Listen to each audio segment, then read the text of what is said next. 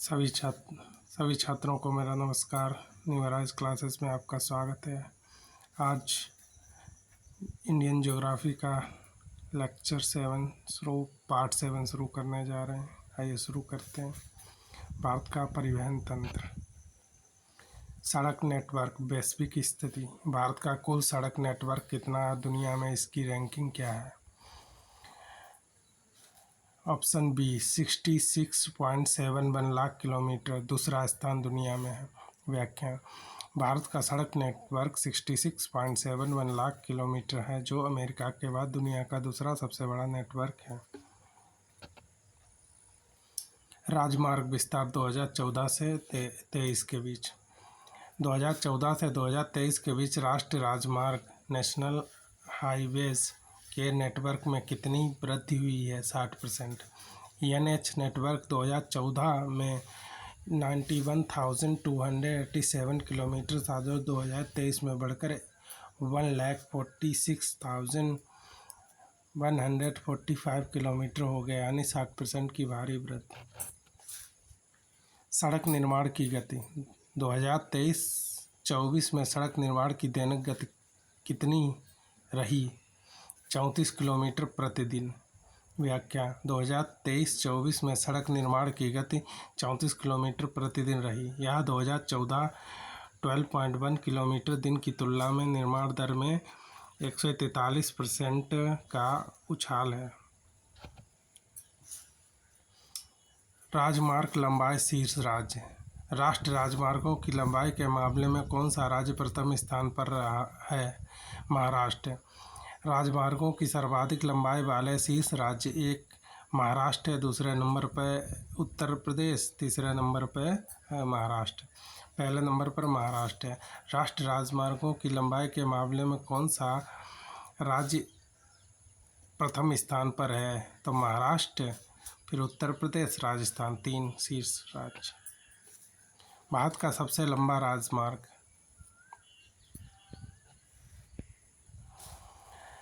भारत का सबसे लंबा राष्ट्रीय राजमार्ग NH-44 कहाँ से कहाँ तक जाता है? श्रीनगर से कन्याकुमारी। NH-44 4112 किलोमीटर श्रीनगर को कन्याकुमारी से जोड़ता है। यह 7 पुराने राजमार्गों के विलय से बना है। दूसरा सबसे लंबा राजमार्ग। भारत का दूसरा सबसे लंबा राजमार्ग NH-27 है। किन स्थानों को जोड़ता है? पोरबंदर गुजरात, सिलचर असम को। NH-27 3507 किलोमीटर पोरबंदर से सिलचर तक है। यह पूर्व पश्चिम गलियारे का मुख्य हिस्सा है। सबसे छोटा राजमार्ग। भारत का सबसे छोटा राष्ट्रीय राजमार्ग NH-47A 966B किस द्वीप को जोड़ता है? भारत का सबसे छोटा राष्ट्रीय राजमार्ग किस द्वीप को जोड़ता है? विलिंगडन द्वीप, कोच्चि में। NH-47A मात्र 6 किलोमीटर लंबा है। कोच्चि शहर को कोच्चि बंदरगाह विलिंगडन द्वीप से जोड़ता है। ग्रेट डेक्कन राजनाथ। ऐतिहासिक ग्रेट डेक्कन राजपथ ऐतिहासिक ग्रेट डेक्कन राजपथ वाराणसी को किस शहर से जोड़ता है? कन्याकुमारी। ग्रेट डेक्कन राजपथ वाराणसी को कन्याकुमारी से जोड़ने वाला ऐतिहासिक मार्ग था, हैदराबाद से होकर। इसे पुराने NH-7 के नाम से जाना जाता था। ऐतिहासिक ग्रेट डेक्कन राजपथ वाराणसी को किस शहर से जोड़ता? कन्याकुमारी। स्वर्णिम चतुर्भुज। स्वर्णिम चतुर्भुज परियोजना की कुल लंबाई और शुरुआत का वर्ष क्या था? स्वर्णिम चतुर्भुज परियोजना की कुल लंबाई 5846 किलोमीटर। इसकी शुरुआत 2001 में हुई थी। व्याख्या: यह 5846 किलोमीटर लंबी परियोजना 7 महानगरों दिल्ली, बम्बई, चेन्नई,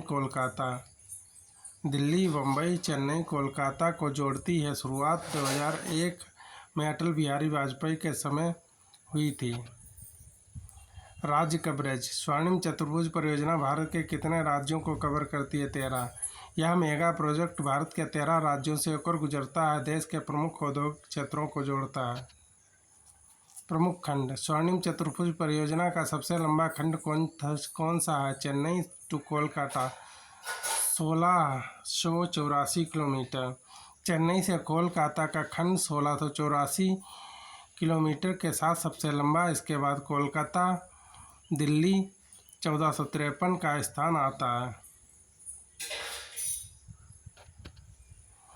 गलियारा मिलन बिंदु। उत्तर दक्षिण और पूर्व पश्चिम गलियारे का मिलन बिंदु का कौन सा शहर है? झांसी। उत्तर दक्षिण गलियारा और पूर्व पश्चिम गलियारा उत्तर प्रदेश के झांसी शहर को एक दूसरे को काटते हैं। भारतमाला परियोजना 2015। भारतमाला परियोजना का कुल लक्ष्य अनुमानित निवेश क्या है? 83,677 किलोमीटर 7 लाख करोड़ रुपए। इस परियोजना का लक्ष्य 83,677 किलोमीटर राजमार्ग निर्माण का है। इसमें पोर्ट कनेक्टिविटी और सीमावर्ती क्षेत्रों का विशेष ध्यान दिया गया है। दुनिया की सबसे ऊंची सड़क उमलिंगला दर्रा लद्दाख की ऊंचाई कितनी है? 19,300 फीट। लद्दाख में 19,024 फीट की ऊंचाई पर बना उमलिंगला दर्रा दुनिया की सबसे ऊंची सड़क है। इसका निर्माण BRA द्वारा किया गया। भारत का पहला 14 लेन एक्सप्रेस। भारत का पहला 14 लेन एक्सप्रेस कौन सा है? इसकी लंबाई क्या है? भारत का पहला 14 लेन एक्सप्रेस दिल्ली मेरठ एक्सप्रेस है जो 96 किलोमीटर लंबा है। व्याख्या। दिल्ली मेरठ एक्सप्रेस 96 किलोमीटर भारत का पहला 14 लेन एक्सप्रेस है। यह यात्रियों के समय को 2.5 घंटे से घटाकर 45 मिनट कर देता है। भारतीय रेलवे की शुरुआत। भारत में पहली रेलगाड़ी किस वर्ष और किसके कार्यकाल में चली थी? 1853 लॉर्ड डलहौजी के कार्यकाल में। रेलवे जोन और मुख्यालय। पश्चिम मध्य रेलवे जबलपुर MP में है। पश्चिम और मध्य रेलवे जबलपुर। पश्चिम मध्य रेलवे पश्चिम मध्य रेलवे जबलपुर MP। दक्षिण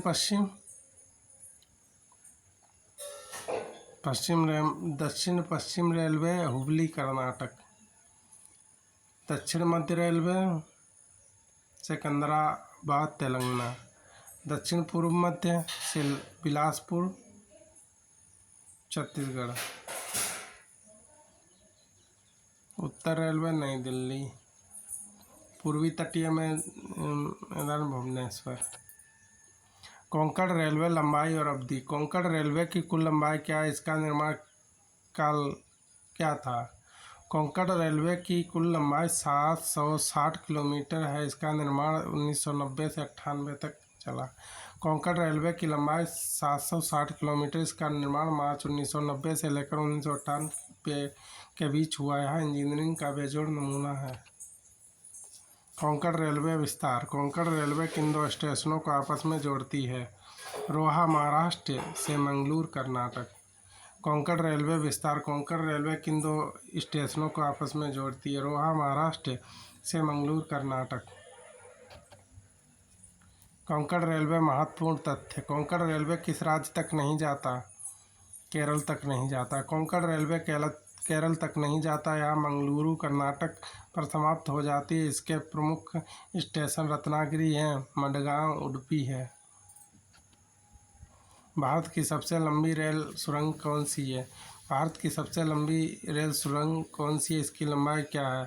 पीर पंजाल 11.2 किलोमीटर। व्याख्या। पीर पंजाल बनिहाल काजीकुंड सुरंग 11.2 किलोमीटर भारत की सबसे लंबी रेल सुरंग है। जम्मू कश्मीर में स्थित है। प्रमुख रेल सुरंगें। कारबुडे 6.5 किलोमीटर कोंकण की सबसे लंबी सुरंग। नाथुवाड़ी 44.3 किलोमीटर। बरदेवाड़ी 4 किलोमीटर। राष्ट्रीय जलमार्ग वन NW1 राष्ट्रीय जलमार्ग वन प्रयागराज से हल्दिया की लंबाई नदी बेसिन क्या है? प्रयागराज से हल्दिया 1620 किलोमीटर गंगा नदी। राष्ट्रीय जलमार्ग भारत का सबसे लंबा जलमार्ग यह प्रयागराज से हल्दिया तक 1620 किलोमीटर लंबा है। राष्ट्रीय जलमार्ग 2 नेशनल वाटरवे 2 किन दो स्थानों को जोड़ता है? सदिया से धुबरी ब्रह्मपुत्र नदी। अन्य महत्वपूर्ण जलमार्ग NH3 केरल कोल्लम से कोट्टापुरम 2205। NH3 केरल में है, कोल्लम से कोट्टापुरम। NH4 काकीनाडा से पांडुचेरी। बंदरगाह विशाखापट्टनम बंदरगाह की प्रमुख विशेषता क्या है?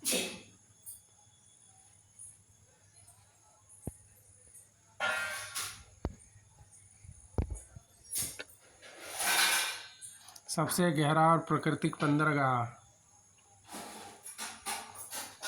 बंदरगाह चेन्नई बंदरगाह के बारे में कौन सा तथ्य सही है? सबसे पुराना कृत्रिम और खुला सागरी बंदरगाह। चेन्नई बंदरगाह भारत का सबसे पुराना कृत्रिम बंदरगाह है। यह तमिलनाडु तट पर स्थित है। बंदरगाह कांडला दीनदयाल। कांडला बंदरगाह किस प्रकार का बंदरगाह? ज्वारीय और मुक्त व्यापार क्षेत्र। कांडला गुजरात कच्ची की खाड़ी में स्थित एक ज्वारीय बंदरगाह है। यह भारत का एक मुक्त व्यापार क्षेत्र है। बंदरगाह मार्मुगांव बंदरगाह के बारे में क्या सत्य है? जुआरी नदी के मुहाने पर लोहा हेतु प्रसिद्ध। मार्मुगांव बंदरगाह के बारे में क्या सत्य है? जुआरी नदी पर है मार्मुगांव बंदरगाह और लोहा के लिए प्रसिद्ध है। बंदरगाह दाहेज भारत का पहला रसायन बंदरगाह कौन सा है? दाहेज गुजरात। दाहेज गुजरात देश का पहला समर्पित रसायन बंदरगाह है। यह रसायनों के सुरक्षित संचालन हेतु बनाया गया है। बंदरगाह नाहवा सेवा के बारे में कौन सा विवरण सही है? भारत का एकमात्र पूर्णतः मशीनीकृत पतन। बंदरगाह हल्दिया बंदरगाह किस शहर के भार को कम करने हेतु विकसित किया गया? कोलकाता। हल्दिया हुगली के मुहाने पर कोलकाता बंदरगाह के सहायक के रूप में विकसित किया गया। बंदरगाह एन्नौर भारत का पहला निगमित बंदरगाह कौन सा है? एन्नौर जो कि जिसे कामराज कहते हैं। भारत का पहला निगमित बंदरगाह कौन सा है? एन्नौर कामराज बंदरगाह। एन्नौर जो कि तमिलनाडु देश का पहला निगमित बंदरगाह है। इसे मुख्य रूप से कोयला संचालन हेतु चेन्नई के दबाव को कम करने के लिए बनाया गया है। बंदरगाह मुंद्रा पोर्ट भारत का सबसे बड़ा निजी क्षेत्र का बंदरगाह कौन सा है? मुंद्रा पोर्ट गुजरात। अडानी ग्रुप द्वारा संचालित भारत का सबसे बड़ा निजी क्षेत्र का बंदरगाह है। आधुनिक सुविधाओं से लैस है। प्रमुख संस्थान राष्ट्रीय अंतर्देशीय नौवहन संस्थान पटना। राष्ट्रीय अंतर्देशीय नौवहन संस्थान पटना। नेशनल राष्ट्रीय अंतर्देशीय नौवहन संस्थान पटना बिहार। अंतर्देशीय जलमार्ग निगम नोएडा। अंतर्देशीय जलमार्ग निगम नोएडा। केंद्रीय जल परिवहन निगम कोलकाता। भारत की प्रमुख जनजातियाँ। वर्ष 2011 की जनगणना के अनुसार भारत की कुल जनसंख्या में अनुसूचित जाति का प्रतिशत कितना है? 8.6। सही उत्तर बी 8.6। 2011 की जनगणना के अनुसार देश की कुल जनसंख्या में अनुसूचित जनजाति का हिस्सा 8.6 है। भारत की कुल एसटी आबादी का लगभग 10.42 करोड़ की दर्ज की गई है। वर्तमान में भारत सरकार द्वारा कुल 550 जनजातीय समुदायों को मान्यता प्रदान की गई है। संख्या के आधार पर भारत के राज्यों में सर्वाधिक अनुसूचित जाति की आबादी किस राज्य में निवास करती है? मध्य प्रदेश। सही उत्तर है मध्य प्रदेश। मध्य प्रदेश में भारत की सर्वाधिक अनुसूचित एसटी जनसंख्या निवास करती है। मध्य प्रदेश की कुल राज्य संख्या का 21.1 हिस्सा जनजातीय समुदाय है। शीर्ष जनसंख्या वाले राज्यों का क्रम: मध्य प्रदेश, महाराष्ट्र, उड़ीसा, राजस्थान। मध्य प्रदेश में सबसे ज़्यादा एसटी हैं, फिर महाराष्ट्र में, फिर उड़ीसा, फिर राजस्थान में। प्रतिशत के आधार पर भारत के राज्यों में सर्वाधिक एसटी आबादी किस केंद्र शासित प्रदेश में पाई जाती है? लक्षद्वीप। समग्र भारत राज्यों और यूटी में प्रतिशत के आधार पर सर्वाधिक एसटी आबादी लक्षद्वीप 94.8% में पाई जाती है। राज्यों की श्रेणी में प्रतिशत के आधार पर प्रथम स्थान मिजोरम 94.4 का है। प्रतिशत के आधार पर शीर्ष क्षेत्रों का क्रम है: लक्षद्वीप 94.8, मिजोरम 94.4, नागालैंड, मेघालय। निम्नलिखित में से किस राज्य या केंद्र शासित प्रदेश में जनगणना 2011 के अनुसार 0 एसटी आबादी दर्ज की गई है? दिल्ली और पांडिचेरी, हरियाणा, पंजाब, चंडीगढ़। उपरोक्त सभी। सही उत्तर डी। भारत के 5 विशिष्ट क्षेत्रों में कोई भी स्थानीय जनजाति अनुसूचित जनजाति एसटी आबादी निवास नहीं करती है। क्षेत्र कौन कौन से क्षेत्र हो गए? दिल्ली, हरियाणा, पंजाब, चंडीगढ़, पांडिचेरी। जनसंख्या की दृष्टि से भारत का सबसे बड़ा जनजातीय समूह कौन सा है? भील। भारत की 4 सबसे बड़ी जनजातियों का आरोही क्रम भील है, गोंड है, संथाल, भील, गोंड, संथाल और नेकदा। भारत का सबसे बड़ा जनजातीय समुदाय भील है, जो मुख्य रूप से मध्य भारत और पश्चिमी भारत, एमपी, गुजरात, राजस्थान में पाया जाता है। दूसरे स्थान पर गोंड जनजाति है, जो पूर्व से सबसे बड़ा समूह मानी जाती है। सबसे पुरानी आद्य मानव प्रजाति कौन सी है? भारत में आगमन करने वाली सबसे पुरानी आद्य ओल्डेस्ट फर्स्ट मानव प्रजाति निम्नलिखित कौन सी है? निग्रेटो। भारत में आगमन करने वाली सबसे पुरानी आद्य मानव प्रजाति निम्नलिखित कौन सी है? निग्रेटो भारत में सबसे आद्य प्राचीन नस्लीय प्रजाति मानी जाती है। इसका निवास क्षेत्र मुख्य रूप से अंडमान निकोबार द्वीप समूह, ट्रावणकोर की पहाड़ियाँ, अंडमान की प्रसिद्ध संकटग्रस्त प्रजातियों जैसे जारवा और ओंगे इसी निग्रोटो प्रजाति समूह से संबंधित हैं। छोटा कद, घुंघराले बाल, चौड़ी चपटी नाक की शारीरिक विशेषताओं वाली प्रोटो ऑस्ट्रेलियाड प्रजाति में कौन सी जनजातियाँ शामिल हैं? संथाल, भील, कोल, मुंडा। संथाल, भील, कोल, मुंडा। प्रोटो ऑस्ट्रेलियोइड प्रजाति के अंतर्गत मध्य एवं पूर्वी भारत की अधिकांश बड़ी जनजातियां पाई जाती हैं। मुख्य जनजातियां संथाल, भील, कोल, मुंडा, हो, खोन, चेंचू आदि हैं। इनके शारीरिक विशेषताओं में मध्य में छोटा कद, गहरे रंग की त्वचा, चौड़ी नाक शामिल है। कौन? संथाल हो गए, भील हो गए, कोल, मुंडा। पीली त्वचा, रंग, सपाट चेहरा, तिरछी आँखों की विशेषता से युक्त मंगलोइड प्रजाति भारत के किस क्षेत्र में केंद्रित है? पूर्वोत्तर पर्वतीय भारत। मंगलोइड प्रजाति का मुख्य संकेंद्रण भारत के हिमालयी और पूर्वोत्तर राज्यों में है। मंगलोइड। यहाँ की प्रमुख जनजातियाँ नागा है, नागा मंगलोइड, कुकी मंगलोइड, लेप्चा मंगलोइड, भूटिया मंगलोइड के अंतर्गत आती हैं। सपाट चेहरा, तिरछी आँखें और कम शारीरिक केस उनकी विशिष्ट पहचान है। भारत में सबसे अंतिम चरण में आगमन करने वाली तथा उत्तर पश्चिम भारत में संकेंद्रित प्रजाति निम्नलिखित में से कौन सी है? नार्डिक प्रजाति भारत में आगमन करने वाली सबसे अंतिम मानव प्रजाति मानी जाती है। इसका संकेंद्रण मुख्य रूप से उत्तर पश्चिम भारत के मैदानी तथा पर्वतीय भागों में देखा गया। भूमध्य सागरीय प्रजाति के लोग लंबे सिर वाले होते हैं, जो उत्तर भारत के उच्च जातीय सामाजिक संरचना से संबंध हैं।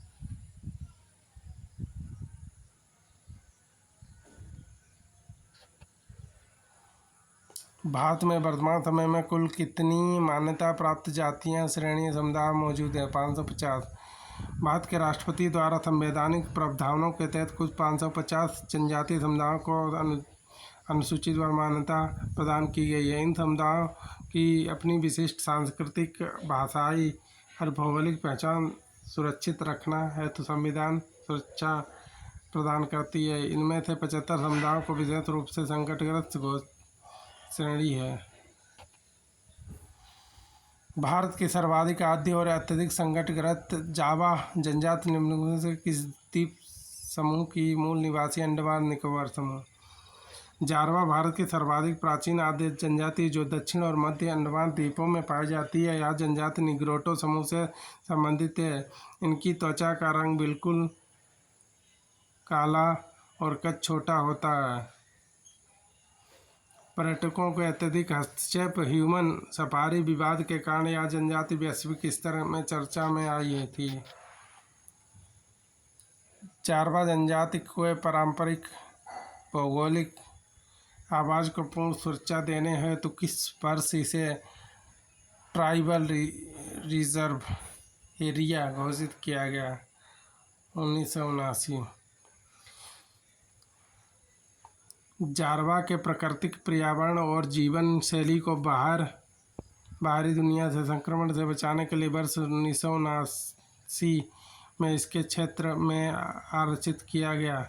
सरकार द्वारा घोषित यह ट्राइबल रिजर्व एरिया बाहर घुसपैठ और अनियंत्रित शिकार को प्रतिबंधित करता है।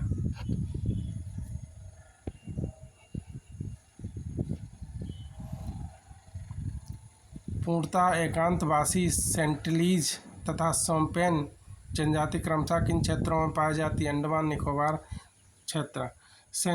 सेंटिनलीज यह पूर्णतः एकांतवासी जनजाति जो उत्तर सेंटिनलीज द्वीप अंडमान में निवास करती है। जनजाति ग्रेट निकोबार में पाई जाती है। हांचू यह निकोबार द्वीप समूह की एक अन्य विशिष्ट जनजाति है। सिक्किम के निम्नलिखित में कौन सी प्रमुख जनजाति संकटग्रस्त स्थिति में? लेप्चा। सिक्किम राज्य की मूल और आद्य जनजाति लेप्चा वर्तमान समय में संकटग्रस्त स्थिति में सामना कर रही है। सिक्किम को अन्य दो प्रमुख स्थानीय समुदायों में भूटिया और निम्बू जनजातियां शामिल हैं। ये सभी मंगोलॉयड प्रजाति बेल्ट का हिस्सा हैं। मेघालय राज्य में पश्चिम से पूर्व की ओर जाने वाली पहाड़ियों से संबंधित जनजातियों का सही क्रम क्या है? गारो खासी जयंतिया। मेघालय के पहाड़ी क्षेत्रों में पश्चिम से पूर्व की ओर सही भौगोलिक क्रम गारो पहाड़ियाँ, खासी पहाड़ियाँ, जयंतिया पहाड़ियाँ। यह नाम वहाँ पाए जाने वाले प्रमुख स्थानीय जनजातियों के नाम पर रखे गए हैं। मेघालय में इसके मिकिर जनजाति भी निवास करती है।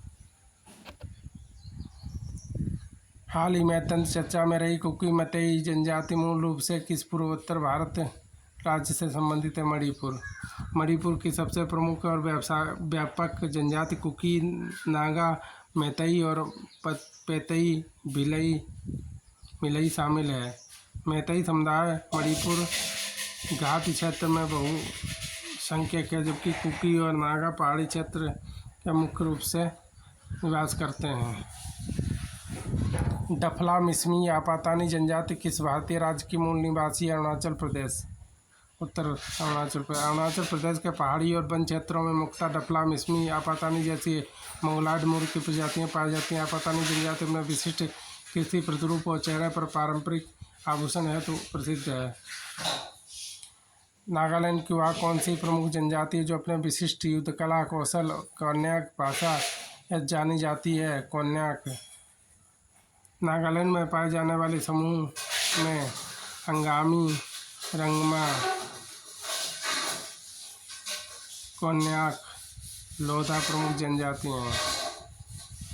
कोन्याक नागा को ऐतिहासिक रूप से साहसी लड़का माना जाता है। पूर्वोत्तर भारत की सभी जनजातियों में मंगोलॉयड नस्ल के शारीरिक गुणों का गहरा प्रभाव है।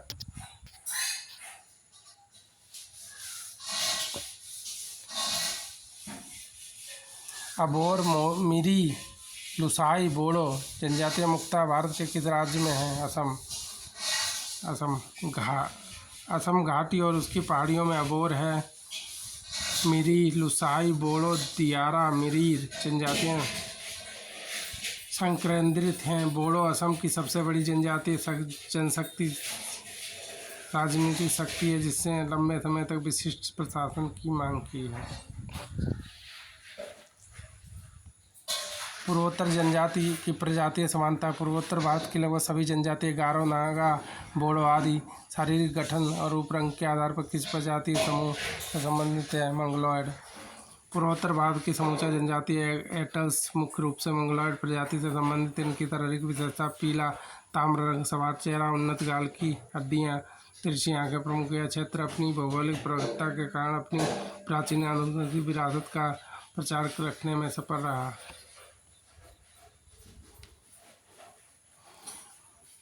ऋतु प्रवास की अवधारणा। हिमालयी पर्वतीय क्षेत्र की कुछ जनजातियों द्वारा किया जाने वाला ऋतु प्रवास मुख्य रूप से क्या दर्शाता है? मौसम के अनुसार पहाड़ियों और चोटियों के बीच पशुचारण प्रवास। मौसम के अनुसार पशुचारण प्रवास। ऋतु प्रवास पर्वतीय जनजातियों के सामाजिक आर्थिक जीवन का एक अनिवार्य हिस्सा है। ग्रीष्मकालीन बर्फ पिघलने पर पहाड़ियों में तेजी से घास उगती है, अतः पशुपालक ऊंचे स्थान पर चले जाते हैं। शीतकाल अत्यधिक ठंडे होने के कारण पुनः घाटियों में चले जाते हैं, जहां चारागाह सुलभ होते हैं। गद्दी और भोटिया का ऋतु प्रवास। भारत के हिमालय क्षेत्रों में ऋतु प्रवास की अनूठी प्रथा का अभ्यास करने वाली प्रमुख जनजाति है गद्दी, जो कि हिमालय प्रदेश में हिमाचल प्रदेश, गद्दी हिमाचल प्रदेश, भोटिया उत्तराखंड। ऋतु प्रवास करने का उत्कृष्ट उदाहरण गद्दी जनजातियां हैं। दो धौलाधर पर्वत श्रेणी हिमाचल प्रदेश में रहती हैं। भोटिया जो उत्तराखंड के उच्च हिमालय में रहती हैं, प्रमुख द्वारा प्रस्तुत किया जाता है।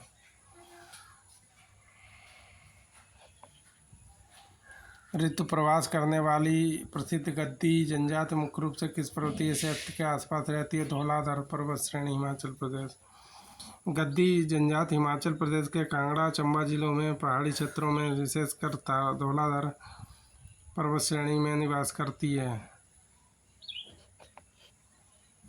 निम्नलिखित में से कौन सी जनजाति उत्तराखंड राज्य की सबसे बड़ी अनुसूचित जनजाति है? थारू। थारू जनजाति उत्तराखंड की सबसे बड़ी और महत्वपूर्ण जनजाति है। उत्तराखंड की अन्य प्रमुख जनजातियों में भोटिया, बुक्सा, जौनसारी, खस, संकट शामिल है। मुख्य रूप से तराई क्षेत्र ऊधम सिंह नगर, नैनीताल में पाई जाती है। उत्तराखंड की कौन सी जनजाति विशेष रूप से कमजोर संकटग्रस्त जनजाति श्रेणी में शामिल है? राजी। उत्तराखंड की राजी जनजाति अत्यंत पिछड़ी और विलुप्त की कगार पर खड़ी है जनजाति है, जिसे केंद्र सरकार ने PBTG की श्रेणी में रखा है। इन्हें जंगलों में संरक्षण और पारंपरिक जीवन पद्धति जाना जाता है, परंतु वर्तमान में इनकी संख्या बहुत कम है। झारखंड छोटा नागपुर पठार के क्षेत्र में संकेंद्रित भारत की प्रमुख जनजातियां निम्नलिखित कौन सी है?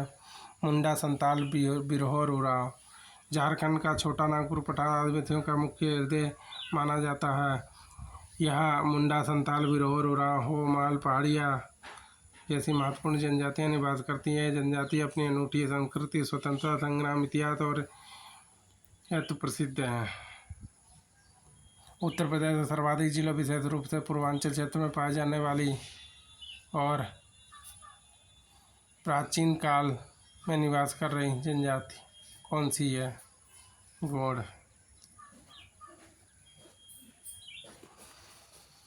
उत्तर प्रदेश के सर्वाधिक जिलों में, विशेषकर पूर्वी जिलों में सोनभद्र हो गया, बलिया, देवरिया, मिर्जापुर गौड़ समूह का विस्तृत विवरण है। यूपी के सोनभद्र, मिर्जापुर जिलों में इसके अलावा कोल, खरवार, भोटिया जनजाति निवास करती हैं। निम्नलिखित किस क्षेत्र में शहरी या जनजातियों का मुख्य संकेंद्रण है? मध्य प्रदेश, पठारी क्षेत्र, दक्षिण राजस्थान। शहरी या जनजाति मुख्य रूप से मध्य प्रदेश के भागों पठारी और दक्षिण पूर्वी राजस्थान 12 जिला।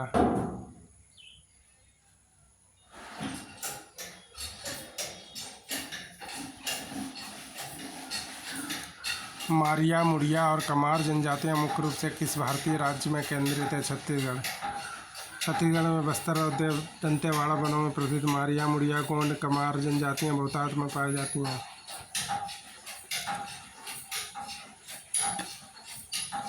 दक्षिण भारत के तमिलनाडु राज्य में स्थित प्रमुख नीलगिरी पहाड़ियों में कौन सी पशुपालक जनजाति पाई जाती है? टोंडा। नीलगिरी पहाड़ियाँ तमिलनाडु में रहने वाली टोंडा अत्यंत विशिष्ट और संकरगत पशुपालक जनजाति है। आर्य पूर्व की प्राचीन जनजाति भी माना जाता है। इसके अलावा नीलगिरी की अन्य प्रजातियाँ कोटा, बड़गा और पलिया है। नीलगिरी की प्रसिद्ध टोडा जनजाति द्वारा बोली जाने वाली टोडा भाषा मुख्य रूप से किस भाषा परिवार से संबंधित है? मुख्य रूप से द्रविड़ भाषा परिवार से। टोडा जनजाति की अपनी विशिष्ट भाषा है कि टोडा कहा जाता है और यह दक्षिण भारतीय द्रविड़ भाषा परिवार का हिस्सा है। यह भाषा अन्य समकालीन भाषाओं से भिन्न अपनी प्राचीन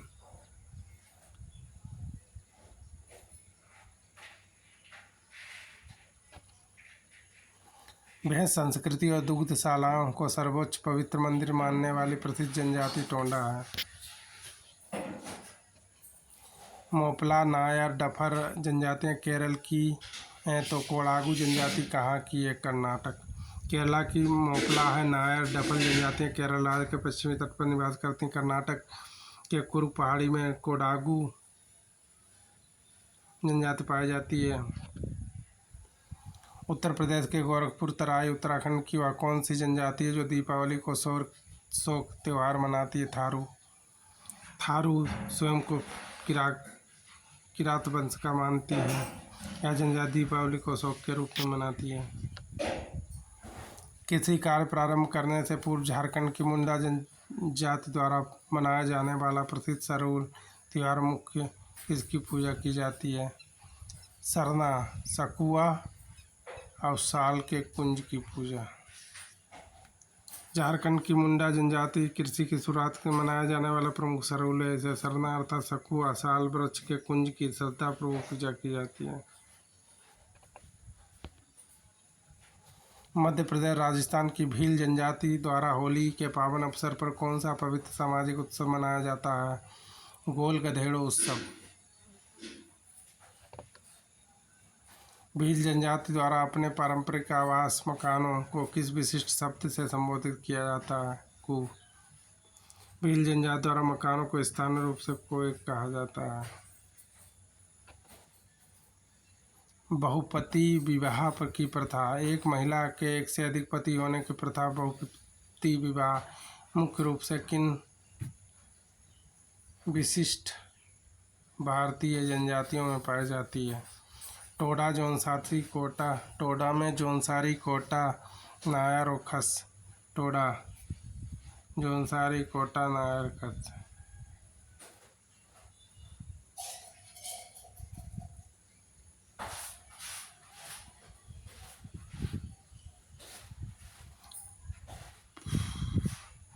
सही उत्तर टोडा, जौनसारी, कोटा, नायर। भारत की 5 विशिष्ट जनजातियों में बहुपति विवाह की प्रथा पाई जाती है। टोडा तमिलनाडु में है, जौनसारी उत्तराखंड, कोटा तमिलनाडु, नायर